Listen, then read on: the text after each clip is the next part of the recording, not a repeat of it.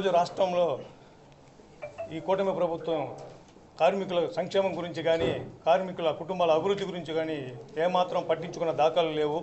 ఎన్నికలకు ముందు ఈ కూటమి ప్రభుత్వం కార్మికుల కోసం ఎన్నో సంక్షేమ పథకాలు చేస్తాము, వాళ్ళ అభివృద్ధికి మేము ఎన్నో పరిశ్రమలు తీసుకొచ్చి వాళ్ళకి ఉద్యోగ అవకాశాలు కల్పిస్తామని చెప్పడం జరిగింది. అదేవిధంగా కేంద్ర ప్రభుత్వం తీసుకొస్తున్న ప్రైవేటీకరణను కూడా మేము దాన్ని కూడా వ్యతిరేకిస్తామని చెప్పడం జరిగింది.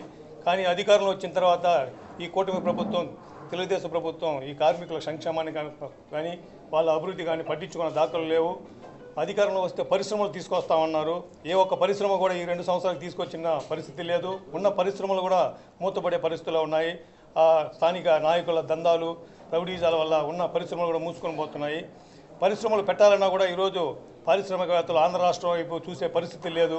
గతంలో జగన్మోహన్ రెడ్డి గారు కార్మికుల కోసం ఎన్నో సంక్షేమ పథకాలు అయితేనేమి, వాళ్ళ అభివృద్ధి కోసం, వాళ్ళ బాగోగుల కోసం ఎన్నో సంక్షేమ పథకాలు, అభివృద్ధి పథకాలు తీసుకురావడం జరిగింది.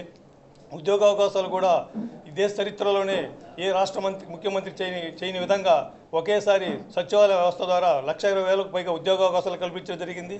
అదేవిధంగా 3 లక్షలకు పైగా ఈ వాలంటరీ వ్యవస్థ ద్వారా అయితేనేమి, ప్రభుత్వ మద్యం దుకాణాల ద్వారా అయితేనేమి, ప్రభుత్వం రేషన్ దుకాణాల ద్వారా 3 లక్షల ఉద్యోగాలు పైగా కల్పించడం జరిగింది. కానీ అధికారంలో వచ్చిన తర్వాత కూటమి ప్రభుత్వం ఈ 3 లక్షల ఉద్యోగాలను తొలగించి 3 లక్షల కుటుంబాలను రోడ్లను పడేసిన ఘనత కూటమి ప్రభుత్వం ఉంది.